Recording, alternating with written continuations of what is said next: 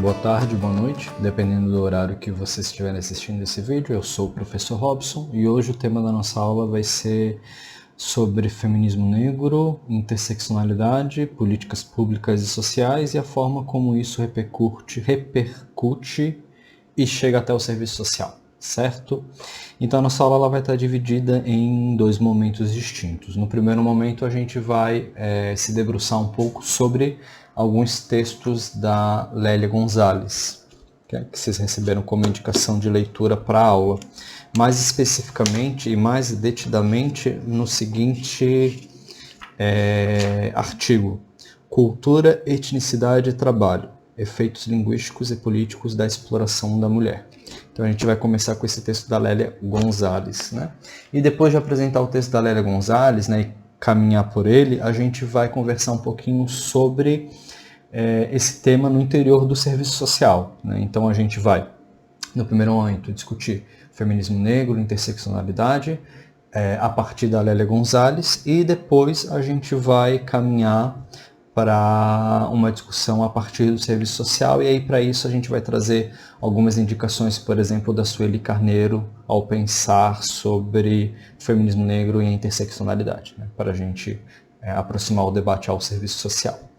Então a gente pode começar com a Lélia Gonzalez, né? Deixa eu abrir aqui para compartilhar com vocês. Pois bem, né? Então, Lélia Gonzalez, uma análise a partir de gênero, raça e interseccionalidade, uma análise a partir de Lélia Gonzalez, né? Vamos começar então por um pouquinho da história e da contribuição da Lélia Gonzalez. Filósofa, antropóloga, professora, militante do movimento negro e feminista precursora, Lélia Gonzalez foi uma das mais importantes intelectuais brasileiras do século XX, com atuação decisiva na luta contra o racismo estrutural e na articulação das relações entre gênero e raça em nossa sociedade. Personagem expressiva na história política do Brasil, construiu rotas e redes alternativas para pensar a realidade nacional e da diáspora negra. A dificuldade de se tornar e ser negro e negra em um país ex-colonial de capitalismo dependente, berço da ideologia da democracia racial e que ao mesmo tempo propaga o branqueamento. Em diálogo com a produção do país, Lélia faz uma crítica radical aos chamados intérpretes do Brasil, reagindo ao arianismo de Oliveira Viana e ao elogio da mestiçagem de Gilberto Freire, bem como criticando as tintas patriarcais das formulações de Caio Prado Júnior no livro A Formação do Brasil Contemporâneo. Então, né, para começar, a Lélia Gonzalez ela é uma intelectual importantíssima e eu queria ter apresentado ela nessa disciplina antes, né? Como vocês sabem, esse período remoto especial é o terceiro que eu dou essa disciplina e eu não tinha ainda o livro da Lélia. Então, no primeiro momento que eu dei a disciplina, a gente utilizou o texto da Carla Cutireni sobre interseccionalidade e no segundo momento a gente usou um material da Sueli Carneiro, que é também uma outra intelectual, né, do movimento negro e que pesquisa também sobre esse tema, né? O da Sueli Carneiro está aqui. O da Sueli Carneiro era esse livro aqui, Racismo, Sexismo e Desigualdade no Brasil, e é uma coleção de artigos que ela publicou no jornal Correio Brasiliense, que ela escreveu entre os anos de...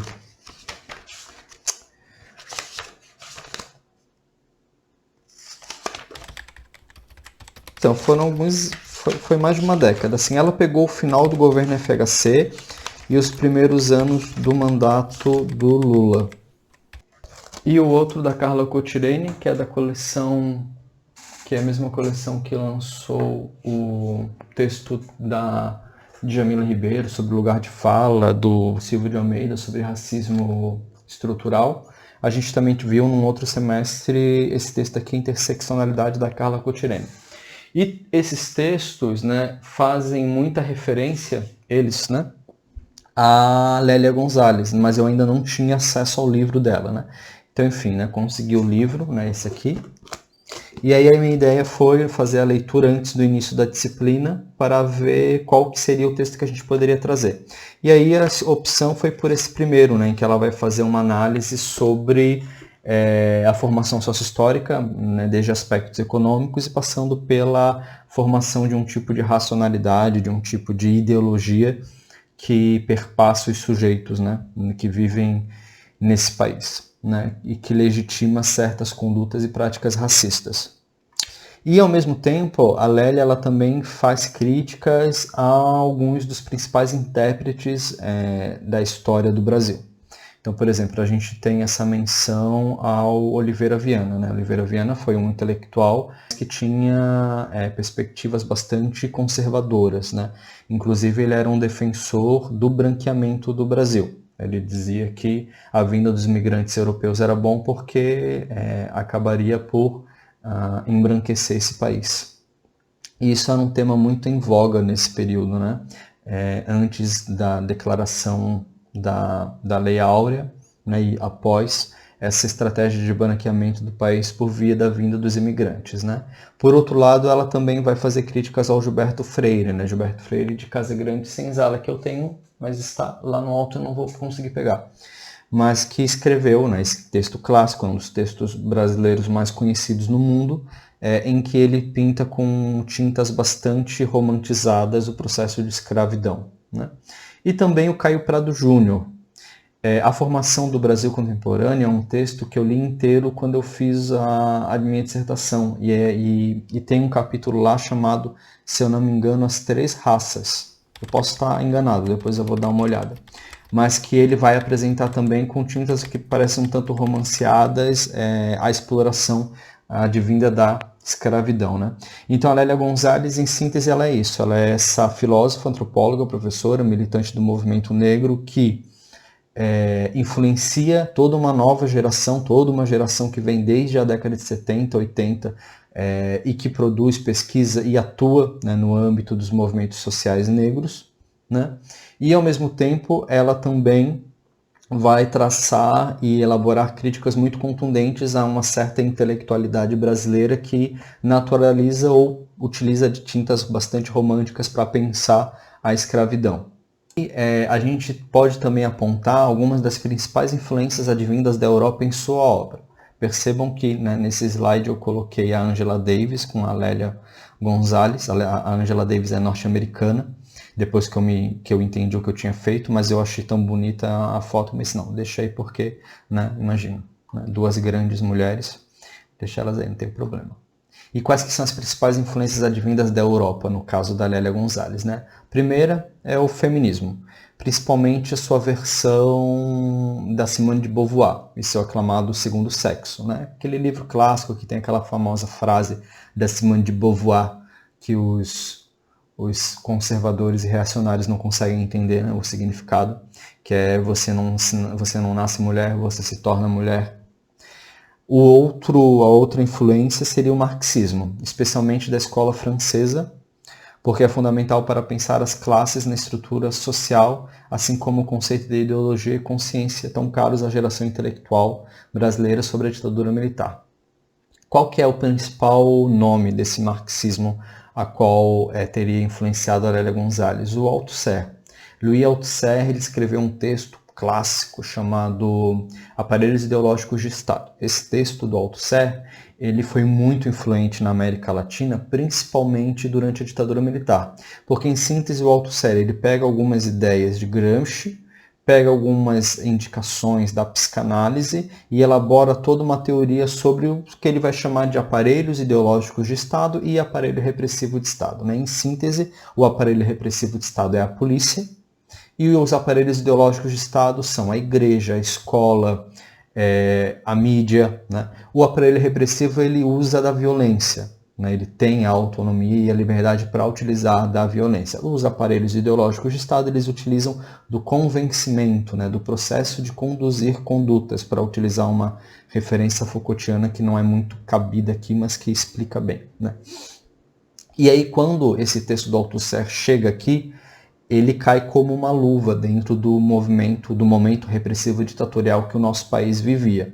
Então, o Althusser é um exemplo de autor francês, né, marxista, que influencia a Lélia Gonzalez, não é o único, mas da Lélia Gonzalez, principalmente, né, o que eu identifiquei na leitura do texto dela é a utilização desse conceito de ideologia que o Althusser nos apresenta, a ideia do interpelar. A ideologia é aquela que te interpela, né, que te propõe um papel e um lugar. E também o aparelho ideológico de Estado. Ela vai falar sobre os aparelhos em um momento em que ela vai desenvolver alguns elementos que condicionam e contribuem para que o negro tenha um lugar específico na nossa sociedade. Então, do marxismo é isso, né? Por exemplo, ela não é uma lucatiana, né? Então não esperem ver aqui o que a gente vê em Yamamoto, em José Paulo Neto. Não, ela, pensando no marxismo, ela leu Althusser e alguns outros autores, e ela também faz críticas ao marxismo ortodoxo, e depois a gente vai ver isso mais para frente. E por fim, a psicanálise, incorporada em suas reflexões, sobretudo no que diz respeito ao aspecto cultural da dominação e da subversão, em particular por meio da linguagem, mas também por meio dos símbolos que ela vai utilizar, da ideia de autoridade que ela traz aqui. E essas referências à psicanálise, elas são também bastante frequentes, né? Inclusive, a gente vai ver mais para frente alguns dos psicanalistas que vão influenciar enormemente a Lélia Gonzalez. Então, a gente tem aí 3 principais influências advindas da Europa. Agora a gente vai ver um pouquinho das influências amefricanas, né? Amefricanas é uma terminologia que a própria Lélia Gonzalez cria, né? E aí a gente tem até uma figura aqui, né? O que é amefricanas? Amefricana é o termo criado por Lélia Gonzalez para designar mulheres afrodescendentes nas Américas, não apenas no que partilham em termos geográficos, mas também histórico e cultural. Para Lélia, o feminismo latino-americano perde muito de sua força ao abstrair um dado da realidade, que é o caráter multirracial e pluricultural das sociedades latino-americanas. Então, por isso esse termo. Dessas influências, o que a gente pode ir pincelando, né? Da América Latina e do Caribe, Lélia Gonzalez estabelece um diálogo e recebe influências interessantes do pensamento feminista dos países americanos. Nas décadas em que desenvolve sua produção intelectual, participa de vários eventos internacionais. Para um congresso feminista latino-americano ocorrido na Bolívia em 1988, por exemplo, escreveu o famoso artigo Por um Feminismo Latino-Americano. E nele encontramos referências não só aos intelectuais latino-americanas, como aos próprios movimentos sociais de mulheres campesinas, indígenas e negras, que a autora cunhou de amefricanas. Aí vamos ver então alguns desses locais, né? De alguns desses intelectuais do Caribe, dos Estados Unidos, da própria América Latina. Do Caribe e dos Estados Unidos vêm as ideias pan-africanas, com que a autora teve contato mediada pelo pensador brasileiro Abdias Nascimento. Dos intelectuais caribenhos, sobretudo os francófonos, vieram reflexões importantes para desenvolver seu pensamento sobre o colonialismo e as formas de resistência a ele. Nesse sentido, dignas de destaque são as ideias formuladas pelos pensadores da negritude Aimé Césaire, da Martinica, criador da palavra negritude, e também o pensamento de Frank Fanon. Desse último, Gonzalez repercute sempre uma pergunta fundamental. Como se dão as formas de subjetivação da dominação? Em termos nativos, os negros são racistas ou internalizam o racismo? Então, e aí, como vocês sabem, eu sempre gosto de mostrar uns livros aqui para vocês ampliarem aí as leituras, né? Fica como sugestão de leitura, quem tem interesse pelo tema. Por exemplo, o Abdias Nascimento, a gente tem um texto clássico dele, chamado O Genocídio do Povo do Negro Brasileiro. E ele influenciou a Lélia Gonzalez também na elaboração. Inclusive, o Abdias é um dos autores brasileiros que apresenta outros autores para a própria Lélia, né? Sobre o Aimé Césaire, ele tem um texto publicado no Brasil pela Veneta chamado Discurso sobre o Colonialismo, né? Que é um livro, um texto também clássico, em que ele vai fazer, né, esse discurso sobre o colonialismo. E que também influenciou a Lélia Gonzalez, então também fica como sugestão para leitura. Por outro lado, a gente tem alguns outros autores, né? Principalmente o Frank Fanon. Frank Fanon, Pele Negra e Máscaras Brancas, é um texto que saía pela Universidade Federal da Bahia e que agora está saindo pela editora Ubo, se eu não me engano. A editora Ubo, ela publicou há pouco tempo, né, Pele Negra e Máscaras Brancas, do Frank Fanon. E a Boitempo está publicando uns outros textos dele, escritos políticos, e a Ubo também escreve, né? O Frank Fanon, ele era um médico psiquiatra e ele publica esses estudos sobre o tema. Ele aproxima muito a questão da questão do sujeito negro na América com a psicanálise. E aí tem uns outros textos também que são citados nos estudos da Lélia Gonzalez, como por exemplo o Dubois. Aí tem esse texto aqui que saiu também pela Veneta, As Almas do Povo Negro. e esse aqui, que é um estudo decolonial de uma autora feminista francófona, Françoise Verger, um feminismo decolonial. Né? A gente vai discutir um pouquinho sobre o que é esse tal de decolonial. Né? Então, assim, a gente está vivendo um momento muito privilegiado no que se refere à produção e circulação dessas obras, porque esses autores como Lélia Gonzalez, que influenciaram e influenciam ainda hoje o debate sobre a questão racial no Brasil, as influências da Lélia também estão disponíveis, né? Então a gente consegue fazer aí um panorama bem amplo e geral para pensar a produção dessa autora. Aí avançando. Lélia Gonzalez também foi uma intelectual engajada no sentido forte do termo, embora seja conhecida por tematizar a mulher negra no conjunto de sua obra, outros assuntos merecem destaque em seus escritos, por sua centralidade, recorrência tais como a democracia racial, o feminismo, o movimento negro, a questão nacional brasileira. E na atualidade, Lélia Gonzalez é referência para diversos movimentos sociais, sobretudo antirracistas e feministas. Para as novas gerações, ela é vista como um ícone do feminismo negro brasileiro, sendo cada vez mais influente na América Latina e nos Estados Unidos e na Europa, especialmente na França. Dessa produção renovada sobre o seu pensamento, 3 abordagens merecem destaque: a decolonial, a interseccional e a psicanalítica. Aí vamos ver cada uma delas, né? Primeiro, a decolonial. A decolonial se destaca em particular por sua crítica ao viés eurocêntrico das ciências sociais e do feminismo ocidental.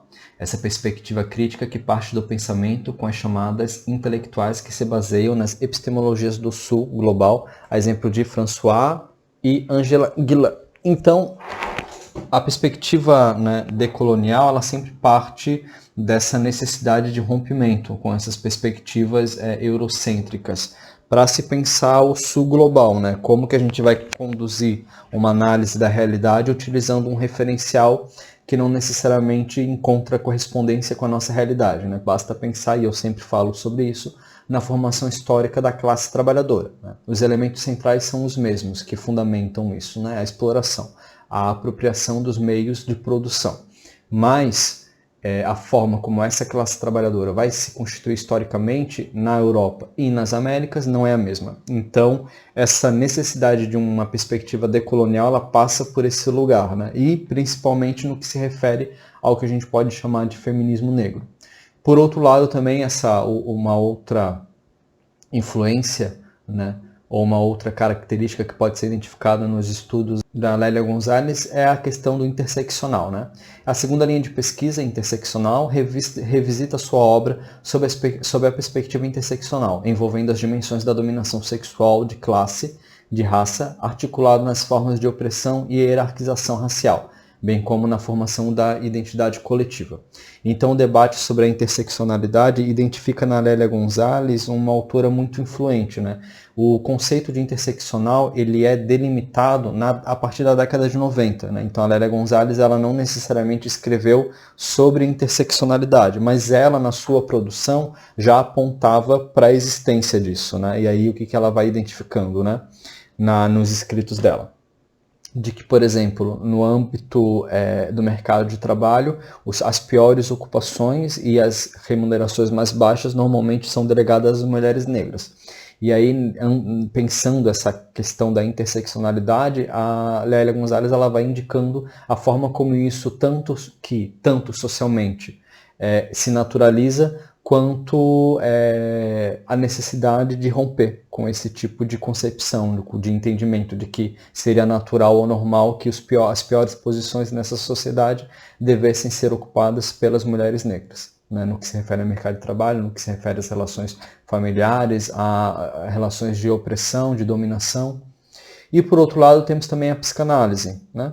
Em suas travessias pela psicanálise, Gonzalez percorreu esse campo de conhecimento e elaborou à sua maneira uma reflexão sobre a cultura, criando canais de comunicação, alinhavando explicações interdisciplinares, sem desprezar o que cada área disciplinar é capaz de revelar para a compreensão da realidade.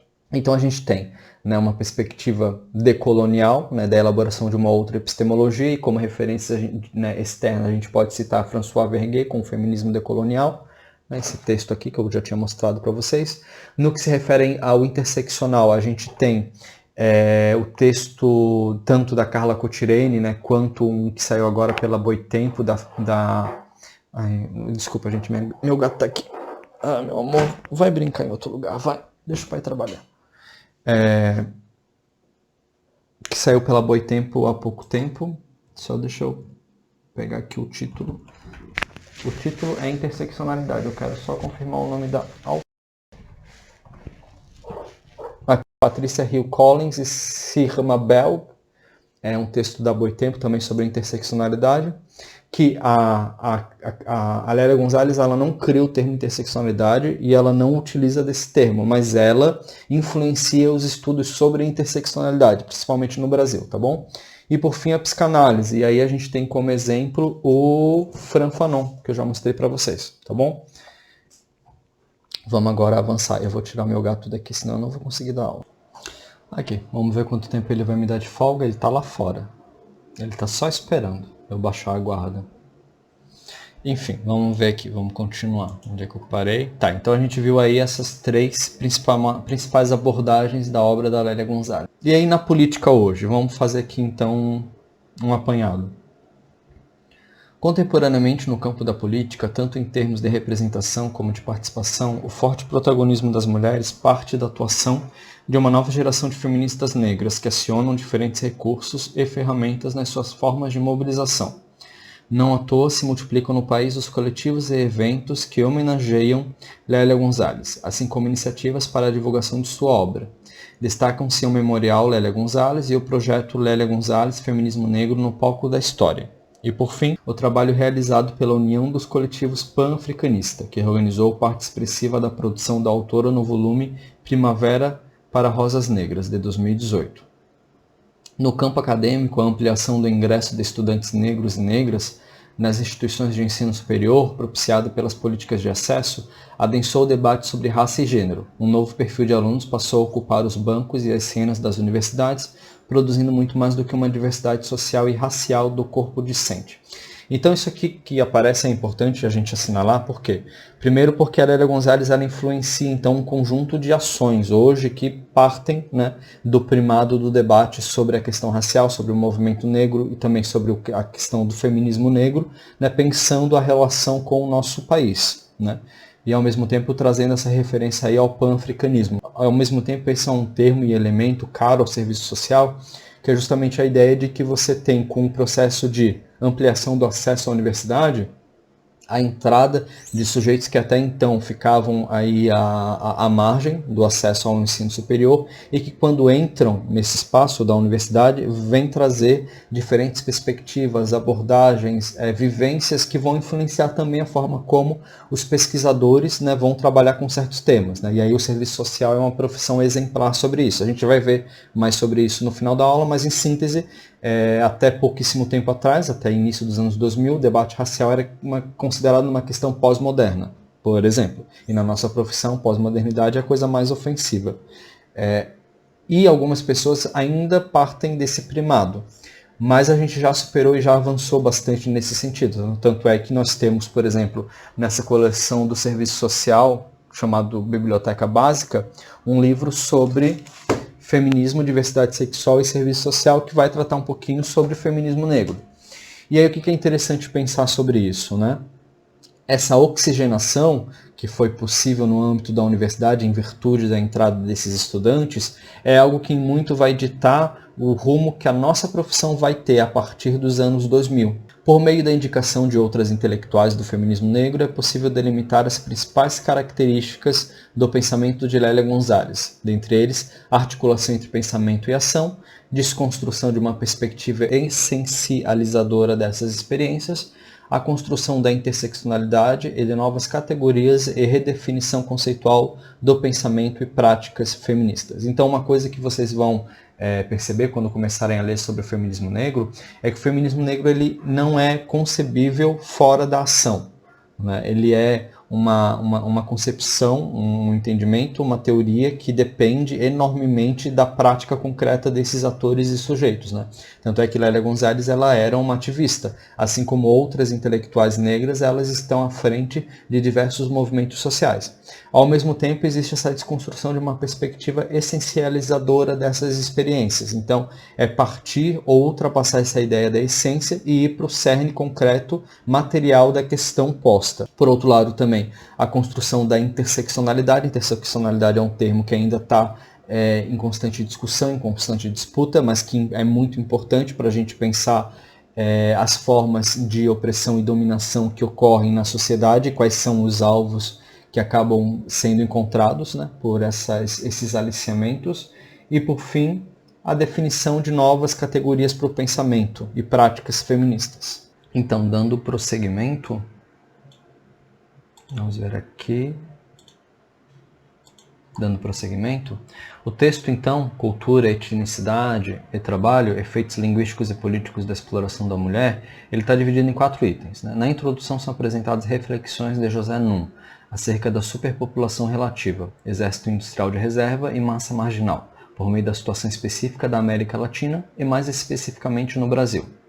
Por meio do processo de acumulação primitiva, se possibilita a imersão do trabalho livre e o capital. Ocorre que, em termos de Brasil, esse processo foi grandemente afetado na medida em que não ocorreram transformações estruturais no setor agrário, o que permitiria um crescimento industrial. Por outro lado, com relação ao capital, a nossa inserção dependente do mercado mundial, produção de alimentos e de matéria-prima, determinou que a pilhagem de início e o comércio exterior, depois, assumissem um papel de grandes fontes produtoras de lucro, manipuladas a partir das metrópoles.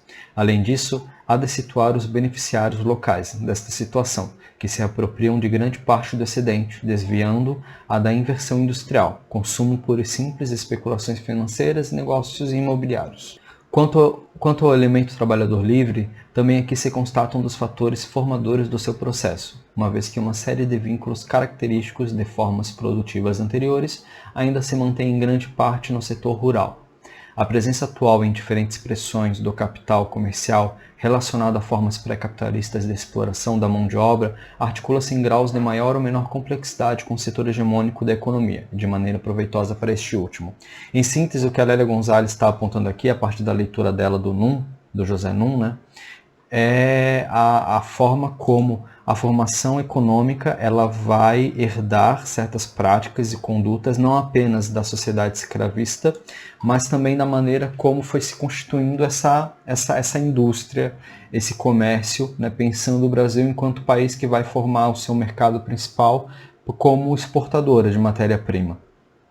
E aí o que ela busca demonstrar por meio desses elementos é a forma como gênero e etnicidade são manipulados, de modo que, no caso brasileiro, os mais baixos níveis de participação na força de trabalho coincidem com as mulheres e a população negra.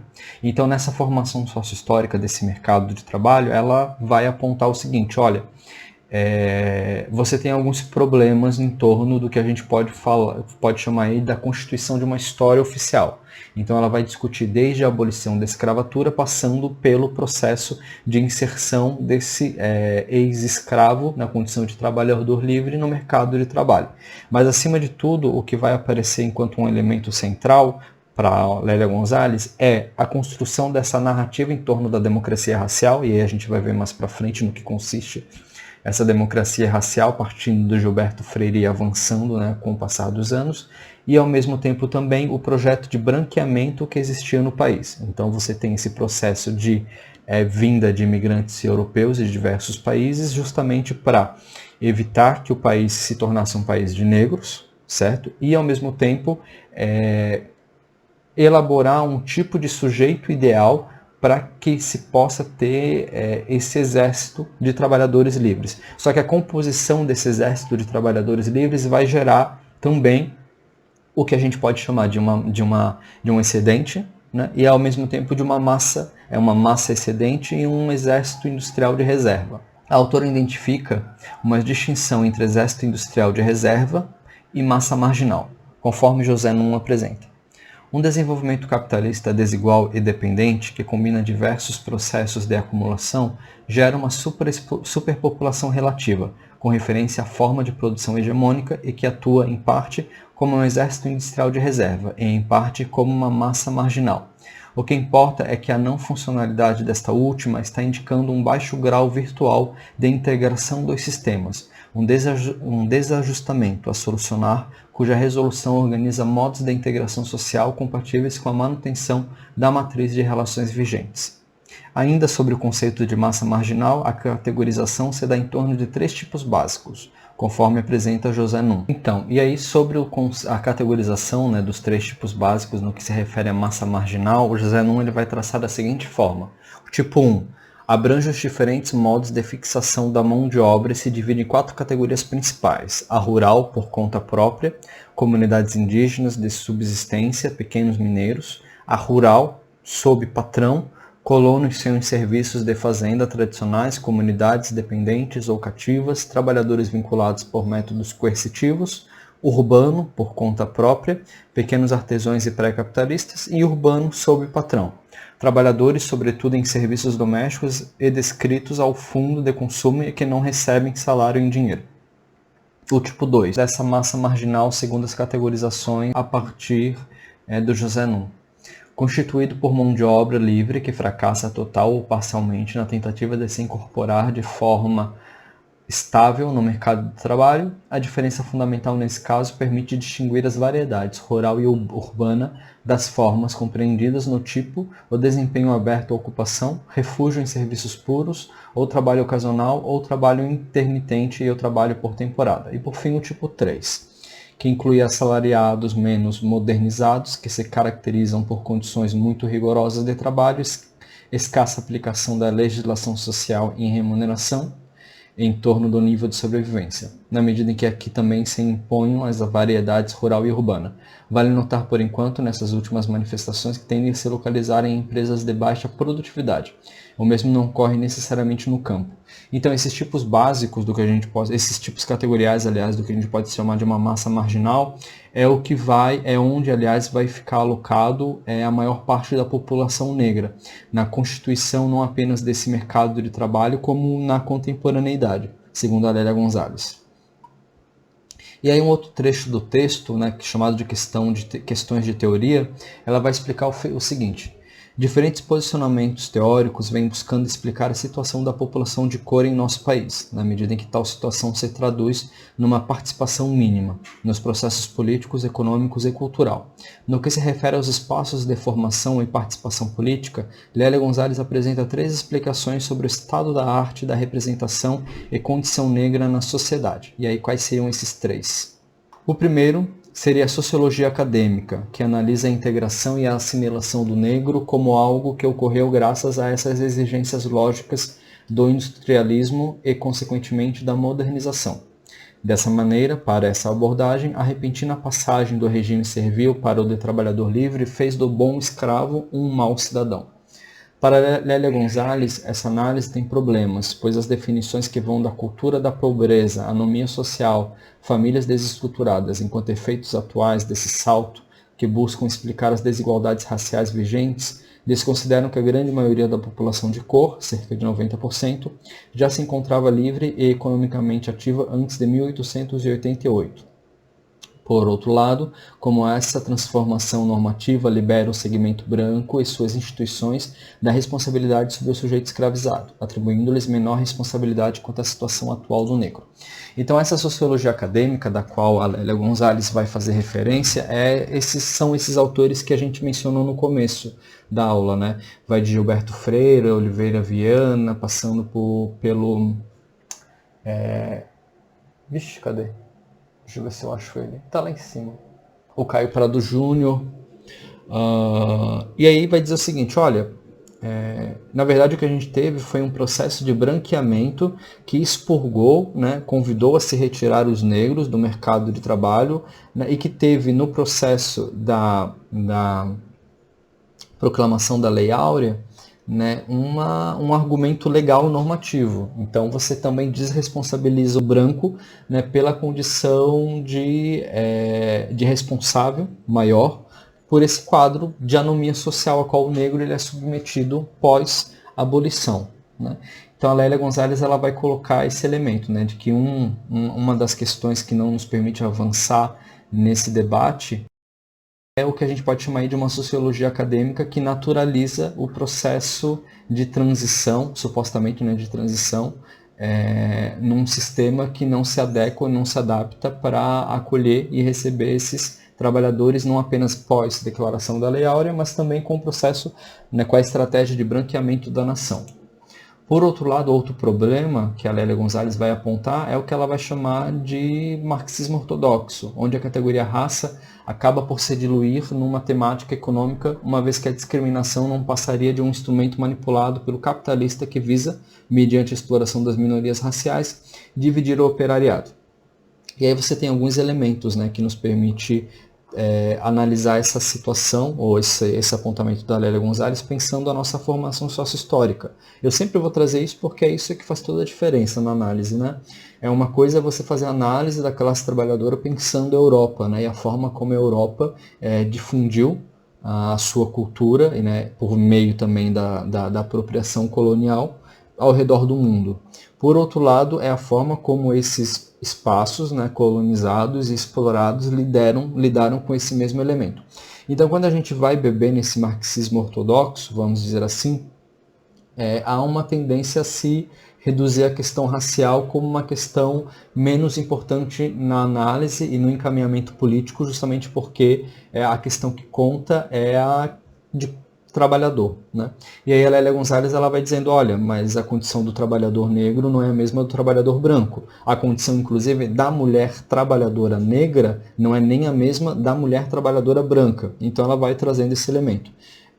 Embora esse seja um ponto bastante importante e tenso do debate, a gente já avançou bastante, principalmente no que se refere tanto à produção teórica quanto à prática política mesmo, né? A gente tem bastante material produzido sobre o tema, a gente tem discutido isso na academia, mas ainda há certa dificuldade para trazer esse debate, pelo menos para o marxismo mais ortodoxo, né? Um marxismo que se denota ou se classifica como mais puro. Mas a gente está avançando com o tema. Inclusive, eu vou ver se eu deixo linkado aqui vários cursos da Boitempo. A Boitempo publica Marx e Engels e vários estudos marxistas, e, enfim, né, ou não só marxistas, né, e que vão falar sobre a questão racial também, a forma como ela vai se alocar junto à questão da constituição do proletariado, da classe trabalhadora, né? Então eu vou deixar os links para vocês darem uma olhada se tiverem interesse. Tá? E a terceira abordagem afirma que os grupos racialmente subordinados são as minorias que internalizam o processo de colonização. O privilégio racial é um dos pontos-chave dessa posição, uma vez que ele evidencia como em todos os níveis o grupo branco foi o beneficiário da exploração dos grupos raciais. Os aspectos culturais e políticos das relações raciais demonstram como o branco afirmou sua supremacia a expensas e em presença do negro. Exemplo, democracia racial e a ideologia do branqueamento. Dessa maneira, a ideologia do branqueamento se constitui como pano de fundo dos discursos que exaltam o processo da miscigenação como a expressão mais acabada de nossa democracia racial. Dessa maneira, você tem intelectuais negros como Oliveira Viana, que ao defender a migração europeia, alegando que ela diminuiria o grau de negritude da população brasileira. Então, o que é interessante aqui, pensando esse quadro, é justamente, né, esse mito da democracia racial, que vai supor que o nosso país é um país exemplar no que se refere à assimilação das raças e por meio da miscigenação e de uma suposta cordialidade que atravessariam todas as relações sociais, e também o processo de branqueamento, né, essa estratégia que faz o Brasil, né, percebendo que a maior parte da sua população era negra e não querendo que esse fosse um país de negros, atua no sentido tanto da erradicação da população negra quanto do processo de vinda de imigrantes europeus para um processo de embranquecimento, né? E aí a gente tem alguns exemplos históricos que vão nos explicar como que se deram as estratégias de branqueamento por via, por exemplo, do genocídio da população negra no Brasil. E para além da violência da escravização, você teve também o episódio da Guerra do Paraguai, Na Guerra do Paraguai, quem tiver interesse em estudar sobre o tema, vai apontar o seguinte, que a maior parte dos que foram lutar na Guerra do Paraguai eram negros, e essa maior parte morreu nessa batalha, nessa guerra, né, que ocorreu aqui no continente. E após a Guerra do Paraguai, um contingente significativo de negros foi assassinada, né? Desapareceu, diminuiu drasticamente. Né? Então você tem estratégias como a Guerra do Paraguai, como a vinda dos imigrantes, que servem para o branqueamento do país à medida em que se aproxima o que nós podemos aí chamar de um processo de abertura de um mercado de trabalho livre, que é um pré-requisito também para a constituição do capital. Aqui então outro trecho do texto da Lélia Gonzalez, né? As relações raciais no Brasil após a abolição. E aí entra aquele autor francês, marxista, o Althusser, enquanto influência na escrita da Lélia. Né? Segundo Althusser, nas sociedades de classes, a ideologia seria uma representação do real, mas necessariamente falseada, porque necessariamente orientada e tendenciosa. E é tendenciosa porque seu objetivo não é dar aos homens o conhecimento objetivo do sistema social em que vivem, mas, ao contrário, mantê-los em seu lugar no sistema de exploração da classe. Enfim, esse mais aqui não é com I, tá? É só porque...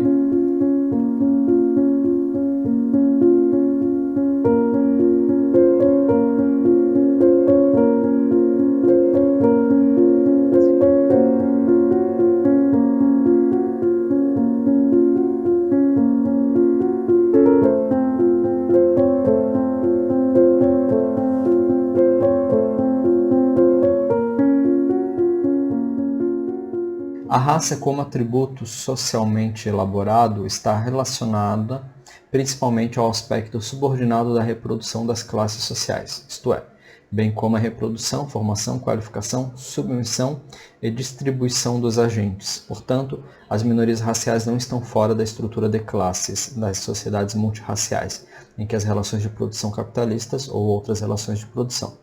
Outro sim, o racismo como articulação ideológica incorporada e realizada através de um conjunto de práticas materiais de discriminação, é o determinante primário da posição dos não brancos dentro das relações de produção e distribuição.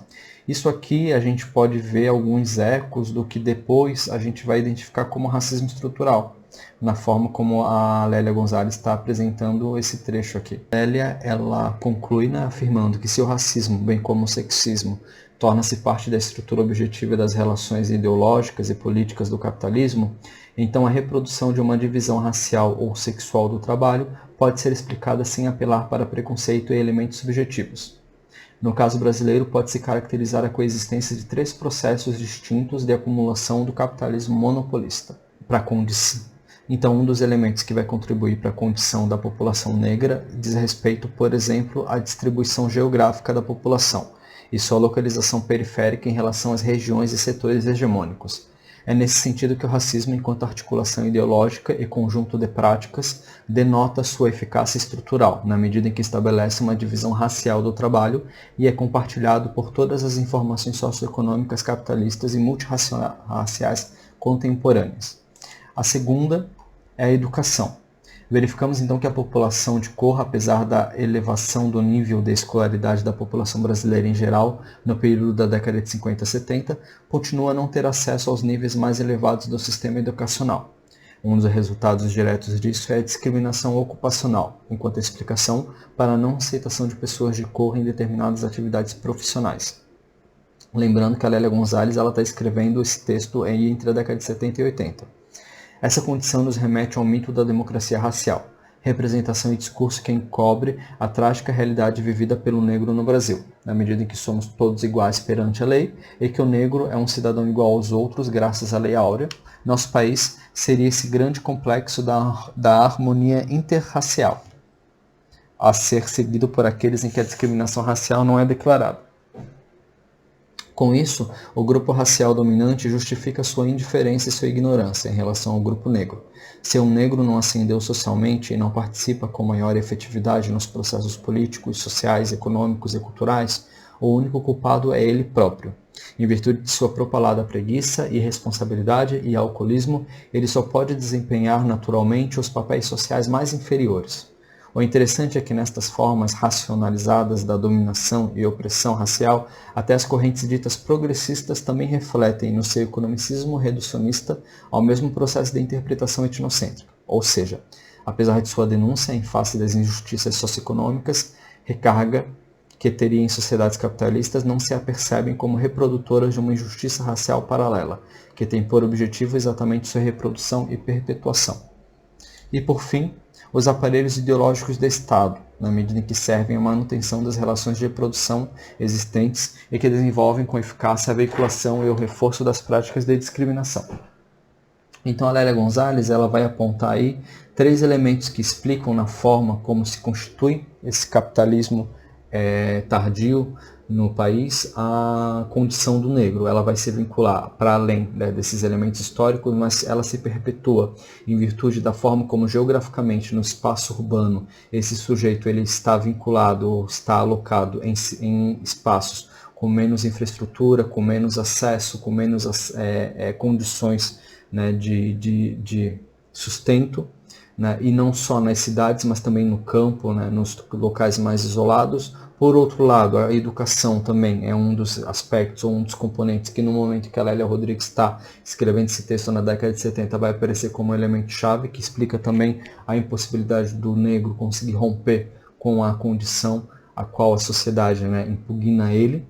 E por fim, a forma como institucionalmente se estruturam, né, o que ela vai chamar de aparelhos ideológicos de Estado, que reforçam essa conduta, né, de dominação e de subjugação do negro, né? E aí isso também lembra, como eu mencionei antes, o que o Silvio de Almeida vai desenvolver décadas depois com o debate sobre o racismo estrutural. Então, gente, aqui a gente tem uma síntese desse texto da Lélia Gonzalez. A gente tem um segundo texto, né, que eu pedi para vocês lerem. Esse segundo texto, deixa só eu confirmar o nome aqui, é A Mulher Negra na Sociedade Brasileira, uma abordagem política econômica. Esse texto, né, ele vai tratar basicamente da forma como historicamente a Lélia Gonzalez vai apresentar a exploração do negro, né, a condição do negro de sujeito escravizado e, ao mesmo tempo, a forma como a mulher negra ela foi tratada historicamente nesse processo. Mas, para além disso, ela também vai apresentando alguns elementos históricos interessantes, para depois entrar propriamente no debate sobre a condição e a situação da mulher negra. Esse texto é importante que vocês leiam também, justamente para fixar. Esse texto ele recupera o que a gente discutiu no primeiro e aprofunda a condição da mulher negra. Mas a gente vai entrar mais especificamente nisso agora, trazendo alguns elementos para a gente pensar e refletir sobre o serviço social, no segundo momento da aula. E aí, finalmente, nós entramos no segundo e último momento da aula, que é um em que a gente vai fazer aí um apanhado geral, trazendo o debate para mais próximo do serviço social, né? Deixa eu abrir aqui para vocês. Eu separei aqui algumas reflexões, então, para a gente começar essa conversa, né? Primeiro, a gente viu aí o termo ou a referência à decolonialidade, né? Então, a decolonialidade, em síntese, é essa busca por referenciais fora do que a gente pode chamar de uma epistemologia ou de uma concepção de mundo eurocêntrica. Então a gente vai estar buscando aí na elaboração em solos históricos específicos, né, vinculado a esses países que foram colônia, que foram construídos na base ou à base do trabalho escravo, uma outra forma, uma outra epistemologia, para desenvolver algumas reflexões e trazer aí elementos, ainda que sem abrir mão também do debate do marxismo, né, e da própria psicanálise também. Por outro lado, a gente tem aí o feminismo negro, né? O feminismo negro ele é um movimento gigantesco, né? Que vai emergir não tão afastado assim do próprio feminismo que a gente pode considerar feminismo hegemônico, que é o feminismo branco. E aí eu gostaria de colocar para vocês um vídeo que talvez ajude vocês a refletirem um pouco sobre esse tema. In 1851, the black abolitionist and former slave Sojourner Truth spoke to a gathering of feminists in Akron, Ohio.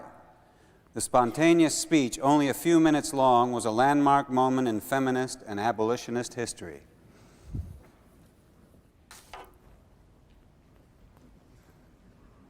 Well, children, where there is so much racket, there must be something out of kilter. I think that twixt the Negroes of the South and the women at the North all talking about rights, The white man gonna be in a fix pretty soon. But what's all this here talking about? That man over there says that women need to be helped into carriages and lifted over ditches and to have the best place everywhere. Nobody ever helps me into carriages or over mud puddles or gives me any best place. And ain't I a woman? Look at me. Look at my arm. I have plowed and planted and gathered into barns, and no man could head me. And ain't I a woman? I could work as much and eat as much as any man when I could get it. And I could bear the lash as well. And ain't I a woman? I have borne 13 children, seen most sold off into slavery. And when I cried out with a mother's grief, none but Jesus heard me. And ain't I a woman? And they talk about this thing in the head. What is it they call it? Oh, that's right, yeah, intellect.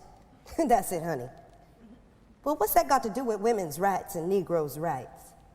If my cup won't hold but a pint and yours holds a quart, wouldn't you be mean not to let me have my little half measure full? That man in the back there, he says women can't have as much rights as men because Christ wasn't a woman. Well, where did your Christ come from? Where did your Christ come from? He came from God and a woman. Man didn't have nothing to do with it.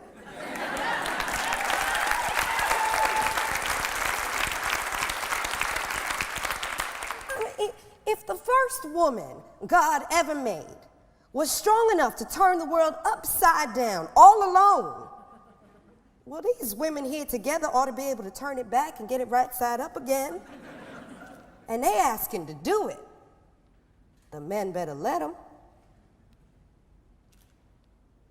Então, esse discurso, Eu Não Sou Eu, Uma Mulher, de Sojourner Truth,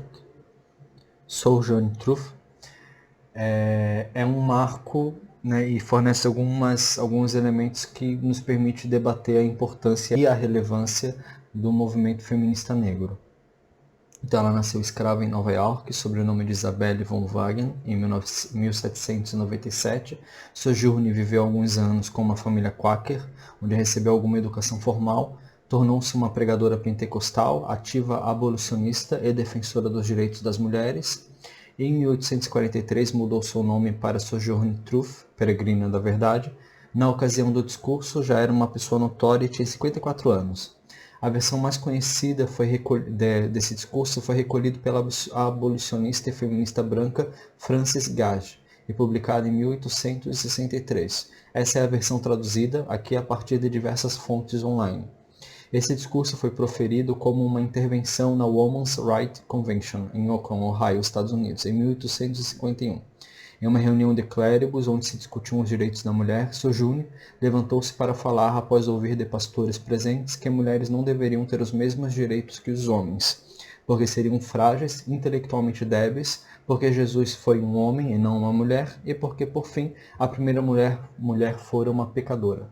E aí esse discurso, né, já nos aponta o seguinte, olha, historicamente, pensando essa constituição do movimento feminista, né, hegemonicamente branco, se colocam algumas questões que causam estranhamento para essas mulheres negras, né, principalmente no que se refere ao objetivo, né, dessas mulheres brancas quando elas iam exigir direitos iguais e o direito a trabalharem. Né, e essas mulheres negras respondiam o seguinte, olha, na verdade a gente está trabalhando muito. A gente não entende exatamente o que vocês estão pedindo aqui, né? E aí isso demonstra, um dos elementos, né, que nos explica o porquê de haver essas diferenças nas quais a gente precisa estar atento quando está trazendo esse debate. E aí tem aqui alguns trechos da Sueli Carneiro, né, falando um pouco sobre o movimento negro, o movimento feminista negro, que eu gostaria de compartilhar com vocês também. Quando falamos do mito da fragilidade feminina, que justificou historicamente a proteção paternalista dos homens sobre as mulheres, de que mulheres estamos falando? Nós, mulheres negras, fazemos parte de um contingente de mulheres, provavelmente majoritário, que nunca reconheceram em si mesmas esse mito, porque nunca fomos tratadas como frágeis. Fazemos parte de um contingente de mulheres que trabalharam durante séculos como escravas nas lavouras ou nas ruas, como vendedoras, quituteiras, prostitutas, mulheres que não entenderam nada quando as feministas disseram que as mulheres deveriam ganhar as ruas e trabalhar.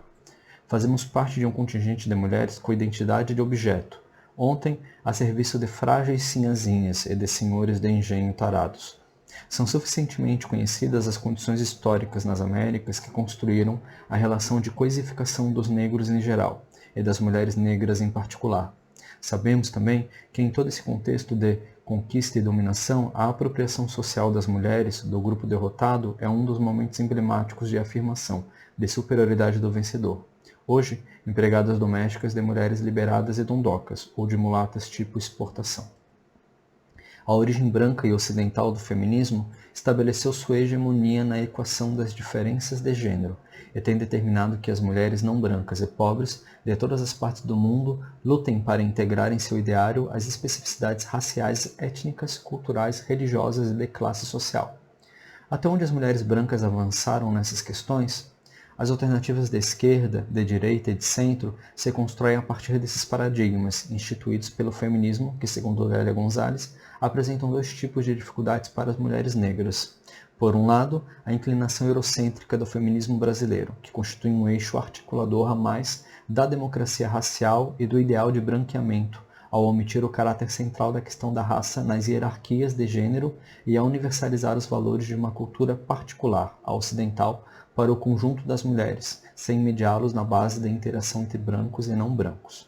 Por outro lado, revelam um distanciamento da realidade vivida pela mulher negra, ao negar toda uma história feita de resistência e de lutas, em que essa mulher tem sido protagonista graças à dinâmica de uma memória cultural ancestral, que nada tem a ver com o eurocentrismo desse tipo de feminismo. Nesse contexto, quais seriam os novos conteúdos que as mulheres negras poderiam aportar à cena política para além do toque de cor nas propostas de gênero?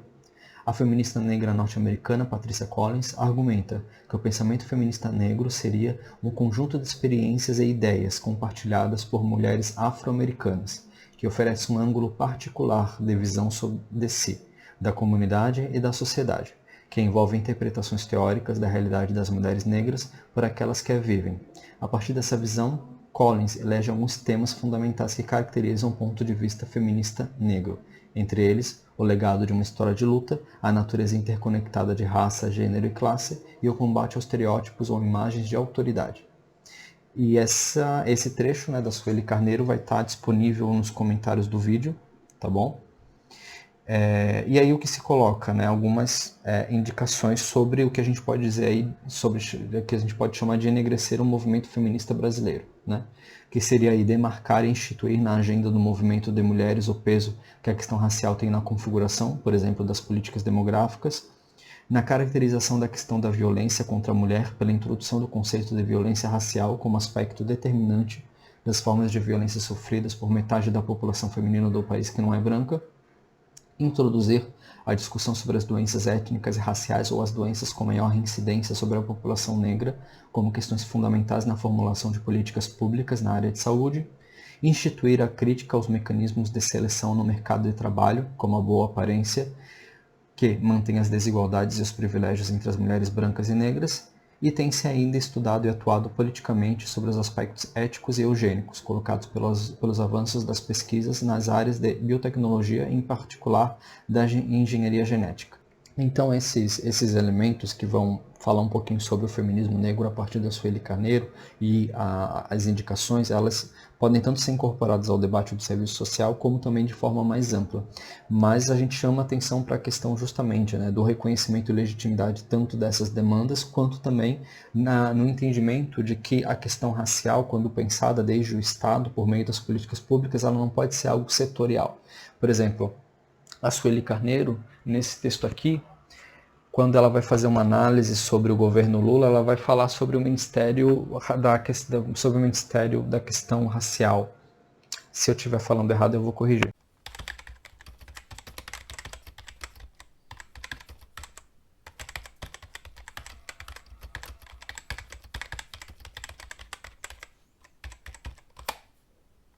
esse ministério ele tinha enquanto pasta, né, tema principal a questão racial. O problema é que, e aí a Sueli Carneiro vai dizer, olha, no FHC a questão racial era alocada no Ministério da Cultura. Né? No governo Lula ela é alocada numa pasta específica que trata apenas desse tema.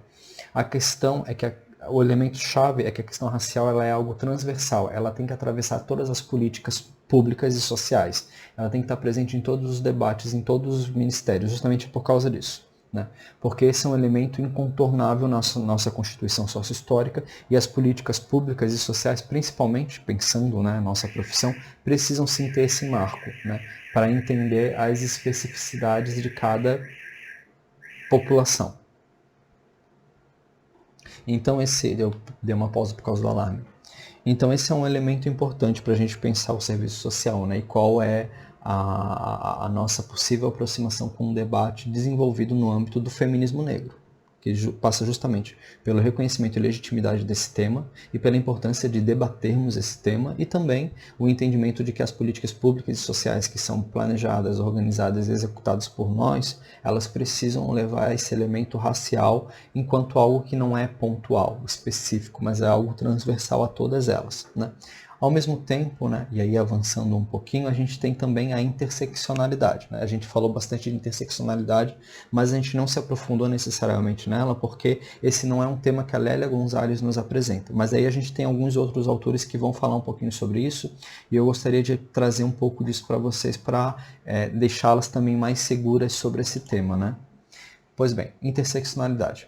A vasta literatura existente em língua inglesa, e mais recentemente também em francês, aponta o uso desse termo pela primeira vez para designar a interdependência das relações de poder, de raça, sexo e classe, num texto da jurista afro-americana Kimberly Crenshaw. Embora o uso do termo a ponto de se tornar hit concept, como denomina Elsa Dorling, e o franco sucesso alcançado por ele datem da segunda metade dos anos 2000, pode dizer que sua origem remonta ao movimento do final dos anos 70, reconhecido como Black Feminism, né, que tem enquanto uma das referências principais o movimento Combarre Raver Collective, Angela Davis, enfim, cuja crítica coletiva se voltou de maneira radical contra o feminismo branco de classe média e heteronormativo. Eu vou deixar nas referências bibliográficas esses textos, tá, que estão sendo apresentados na apresentação do vídeo. A interseccionalidade é uma proposta para levar em conta as múltiplas fontes de identidade, embora não tenha a pretensão de propor uma nova teoria globalizante da identidade. Crenshaw propõe a subdivisão em duas categorias. A interseccionalidade estrutural, a posição das mulheres de cor na intersecção da raça e do gênero e as consequências sobre a experiência da violência conjugal e do estupro e as formas de resposta a tais violências, e a interseccionalidade política, né, as políticas feministas e as políticas antirracistas, que tem como consequência a marginalização da questão da violência em relação às mulheres de cor. E aí a interseccionalidade ela fica demonstrada enquanto um conceito relevante e existente por via do que a Crenshaw conseguiu demonstrar, né, a partir do caso da fábrica da General Motors nos Estados Unidos. Né, o que aconteceu? O tribunal desagregou e recusou a acusação de discriminação racial e de gênero por parte das mulheres afro-americanas, afirmando que a GM recruta afro-americanos para trabalhar no chão da fábrica e que também recruta mulheres. O problema sublinhado por Crenshaw é que os afro-americanos recrutados pela GM não eram mulheres. Esses eram homens que trabalhavam no chão da fábrica, e que as mulheres que a GM recrutava não eram negras. Assim, embora a GM recrutasse negros e mulheres, ela não recrutava mulheres negras. A interseccionalidade, enquanto uma sensibilidade analítica, pensada por feministas negras cujas experiências e reivindicações intelectuais eram inobservadas tanto pelo feminismo branco quanto pelo movimento antirracista, a rigor focado nos homens negros. A interseccionalidade, então, visa dar instrumentalidade teórico-metodológica à inseparabilidade estrutural do racismo, capitalismo e cis-heteropatriarcado, produtores de avenidas identitárias em que mulheres negras são repetidas vezes atingidas pelo cruzamento e sobreposição de gênero, raça e classe, modernos aparatos coloniais. E também a interseccionalidade permite-nos enxergar a colisão de estruturas, a interação simultânea de avenidas identitárias, além do fracasso do feminismo em contemplar mulheres negras, que reproduzem o machismo. Igualmente, o movimento negro falha pelo caráter machista e em oferecer ferramentas metodológicas reservadas às experiências apenas do homem negro. Esse trecho todo é desse texto aqui da Carla Cutireni, tá? Eu estou trazendo alguns elementos aqui só para a gente entender no que consiste a interseccionalidade. A gente então tem aí a apresentação do que a gente consegue chamar de decolonialidade, né? A gente consegue entender historicamente a relevância e a importância do feminismo negro, a gente também consegue entender no que consiste ou de onde vem, né, o debate acerca da interseccionalidade. Como vocês sabem, né, o serviço social ele é constituído por 3 dimensões que têm uma relação unitária, né? Então elas não são fechadas, elas não são separadas, elas se encontram. Sério, Kika? Ai, gente, eu tô a tarde toda tentando gravar essa aula. Fica na tua caminha, meu amor. Vem. Eu sei que tu tá precisando de carinho, tá? Enfim, né? Quando a gente tem um bichinho e ele quer carinho, a gente tem que dar carinho, não adianta, né? Tá. Deixa eu mostrar. Olha só que coisa mais linda. Dá oi. Dá oi pros meus alunos, dá oi. Vou buscar. Gente, que remelona, hein? Ô filho, também dorme a tarde toda. Aí acorda nesse horário com energia, querendo brincar. Enfim, serviço social. Dimensões. Teórico metodológico, ético político e técnico operativo. Então elas são dimensões que se entrecruzam, se encontram num processo de mediação entre elas, né? E aí a gente tem que entender que a questão racial ela atravessa todas elas. Por exemplo, né, quando a gente cita a dimensão ético-política, que vai recorrer especificamente ao que a gente pode chamar da relação entre ética e política, que é ineliminável do serviço social. Então a gente pensa no posicionamento da nossa categoria profissional e também no posicionamento específico e concreto dos nossos colegas trabalhadores, né, assistentes sociais. Então a partir daí a gente entende que, olha, a questão racial ela repercute no interior dessa profissão à medida em que ela precisa pensar a forma como essas relações raciais se constituem no Brasil e a forma como politicamente a gente consegue encaminhar questões vinculadas à questão de gênero, raça, etnia, dentre outras, né? Por outro lado, a gente também tem o que a gente pode chamar de teórico metodológico, que é o conjunto de indicações teóricas e que apontam ou indicam a forma como nós executamos e encaminhamos a nossa ação. Então, pensando o aspecto teórico metodológico, a gente tem, enquanto incontornável, o debate sobre a teoria social crítica, mas não só a teoria social crítica, outros autores ou outras referências que nos ajudam a pensar a realidade. E aí é importante que vocês tenham aulas como essa que prevejam ou aproximem vocês de um debate que não necessariamente está previsto, né, em currículo, mas que vai apresentar, olha, isso é questão racial, isso é feminismo negro e isso é interseccionalidade, dentre outros elementos. Por quê? Porque isso enriquece o arsenal heurístico de vocês para lidarem com a realidade. Então, quando vocês se deparam com uma política pública, por exemplo, ou uma política social, vocês vão conseguir identificar que tipo de referência é utilizada nesse material para pensar a realidade da população negra periférica, por exemplo, dentre outros fatores. E pensando também o aspecto técnico-operativo, é justamente a maneira como nós encaminhamos a nossa intervenção, a nossa ação profissional, né, para além de processos de responsabilização ou de reforço de subalternização, né? Então, quanto a gente consegue mobilizar no exercício da nossa profissão um caráter organizativo, coletivo, pensando essas relações, sempre considerando esse elemento racial, que é incontornável, né? E para além disso, a gente também tem os fundamentos do serviço social, né? O que isso significa, o que isso nos traz? É o seguinte, até pouco tempo atrás o serviço social não debatia a questão racial, né? Isso começou a mudar muito na década de 80. Mas se a gente pega os primeiros TCCs do nosso curso, não do nosso curso da UFPR, do serviço social como um todo, a questão racial aparecia de forma muito tímida, né? E durante muito tempo, um dos reflexos disso, né, da gente não assumir a questão racial enquanto um elemento constituinte da nossa sociedade, foi o fato de que as próprias políticas onde a gente trabalhava muitas vezes também não consideravam esse elemento. E aí lembrando que uma das indicações do movimento feminista negro é justamente trazer o debate sobre as políticas públicas e sociais para considerar a especificidade e demandas dessa população negra, certo? Então, quando a gente pensa os fundamentos da nossa profissão, pensando não só a história, mas o que nós fazemos hoje, nós entendemos que, olha, hoje a gente tem uma categoria profissional que está muito mais aberta ao diálogo sobre isso.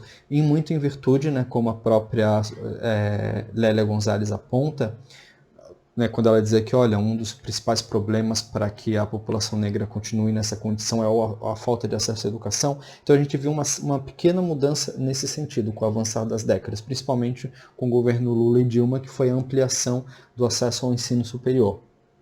Então, a nossa categoria profissional, ela sofre uma significativa mudança a partir do momento em que esses contingentes, né, de estudantes começam a entrar.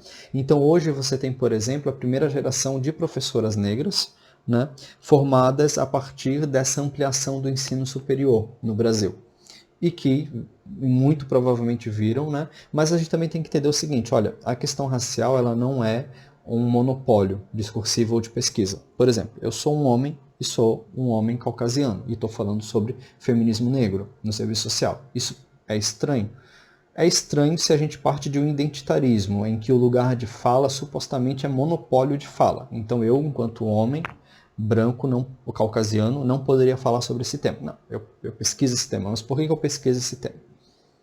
Primeiro, minha tese foi sobre eugenia.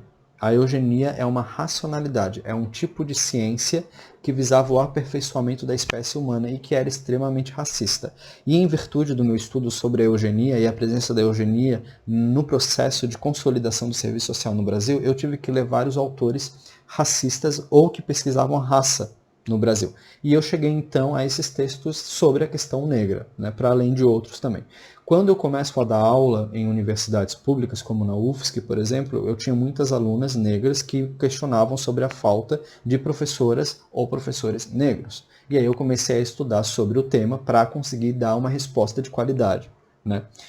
E aí, com o passar do tempo, e com o adensamento e cada vez uma quantidade maior de produções sobre esse tema no serviço social, eu acabei continuando lendo e hoje eu estudo sobre esse tema.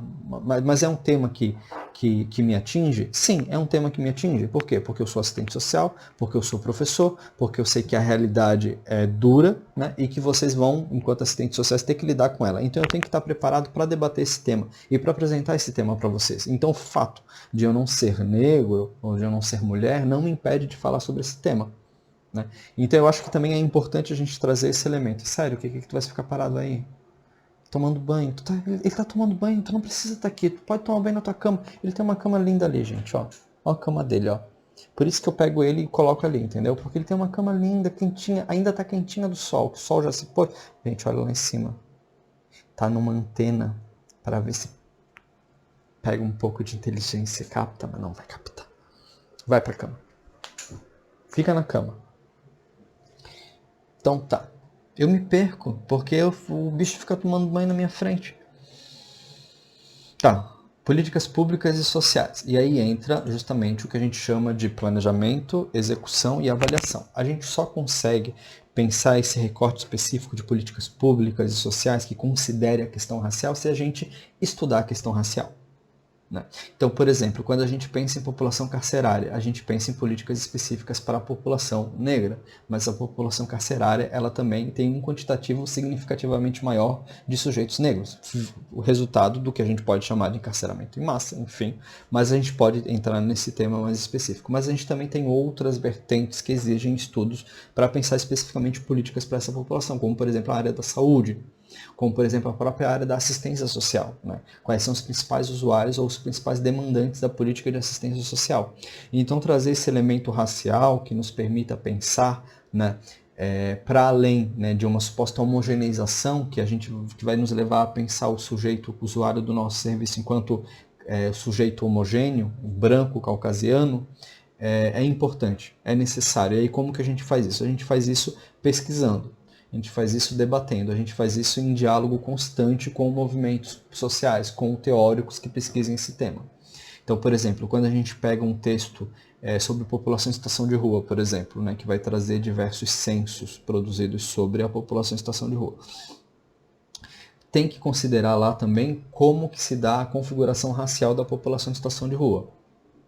para a gente saber ou para a gente identificar a maneira como a própria constituição histórica dos quilombolas, né, das favelas nas grandes cidades, né, e da não incorporação desse sujeito a partir da vinda desse imigrante branco impacta diretamente na constituição e nas condições de vida e de existência dessa população.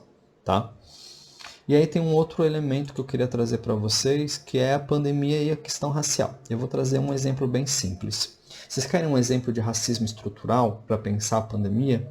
A gente sabe, né, que os principais profissionais a morrerem são profissionais que trabalham em empregos vinculados à limpeza, à manutenção, no caso, né, motoristas, e a maior parte desses são negros, né?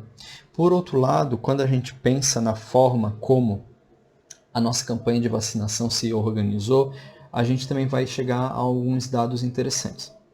Olha só, a população menos vacinada no Brasil hoje é a população negra, embora os negros sejam em maior número. Por quê? Como a nossa vacinação começou pelos idosos, a gente tem que considerar o seguinte: os negros vivem menos que os brancos. Então, os idosos que foram vacinados eram, na sua maior parte, brancos. Então, a população negra ela foi menos vacinada, porque a expectativa de vida do sujeito negro é menor. Por outro lado, os profissionais de saúde também foram vacinados. E a gente sabe que menos de 30% dos profissionais negros dos profissionais vacinados são negros, menos de 30%. Eu vou colocar o link dessa notícia também, desse artigo, para vocês acompanharem. Também vou colocar um link para um artigo da Piauí muito interessante sobre todos os percalços que ocorreram até a gente conseguir a vacina aqui no Brasil. Daí por que eu estou trazendo isso? Porque esse é um exemplo concreto do que é o racismo estrutural e dos efeitos dele. Se a gente não faz uma análise esmiuçada e vai até o dado concreto, a gente não teria percebido isso. Mas a gente percebe. Se a população negra tem uma expectativa de vida menor, se a gente começou a vacinação pelos idosos e pelos profissionais de saúde, então a população negra, embora seja mais numerosa, ela é menos vacinada. Então esse é um exemplo, né, tanto das mortes de trabalhadores quanto, né, do processo de vacinação, que nos permite pensar a questão racial colateralmente à pandemia. Tá? É só um adendo assim, para a gente refletir um pouquinho. Essa é a exposição. Agora a gente vai entrar então, acabou a exposição. A gente vai entrar agora na atividade que vocês vão fazer. Ó, ao contrário dos outros dias, vocês vão responder 3 questões e vão apresentar essas 3 questões na aula. Quem não apresentar na aula vai ter que encaminhar elas para mim e ainda por cima vai ter que encaminhar por escrito. Então assim, se vocês apresentarem na aula, vocês não precisam entregar por escrito, é só apresentar. Se vocês não estiverem na aula síncrona, vocês vão ter que mandar por escrito para mim no meu e-mail, que daí o meu e-mail vai estar aqui. E aí são 3 questões, eu vou apresentar elas agora. Primeira questão: de que forma o feminismo negro dialoga com o tema do seu artigo? Então vamos pensar no seu artigo, no seu tema. O feminismo negro está lá de alguma forma, né? A condição da mulher negra aparece ali, tanto o tema da interseccionalidade, da própria decolonialidade, da forma como o serviço social pensa esse elemento. Então, trazer essa reflexão. Segunda questão: por que podemos afirmar que há diferenças entre o feminismo branco e o feminismo negro? E aí é voltar no texto, voltar no vídeo e ver da onde que vem essa diferença. Por que a gente não pode considerar o feminismo como um único movimento? E por fim, de que maneira, em sua compreensão, o tema do feminismo negro repercute em nossa profissão? Em sua compreensão. Eu não estou pedindo para você responder através de um autor. Eu estou pedindo para você responder a partir do seu entendimento. Então, a atividade vai ser responder essas 3 questões no momento da aula. Então, ao invés de eu trazer questões do debate, vocês é que vão responder essas questões. Quem não for, vai ter que entregar por escrito, senão não recebe presença. Tá bom? É isso, gente. Eu comecei a gravar essa aula 13h, agora são 6 horas. Por quê? Porque chega e-mail, chega mensagem, gato, tem que resolver coisa, enfim. Então, assim, a iluminação mudou, eu acho que, enfim, né? Mas em síntese eu acho que a aula ficou boa, deve ter ficado extensa, mas enfim. Tomara que vocês tenham curtido, foi bem trabalhoso, né? Mas foi bom ter esse momento de diálogo com vocês. Então, a gente vai se ver, né, na próxima semana, de forma síncrona, para que vocês entreguem essa atividade, tá bom? Um abraço e até!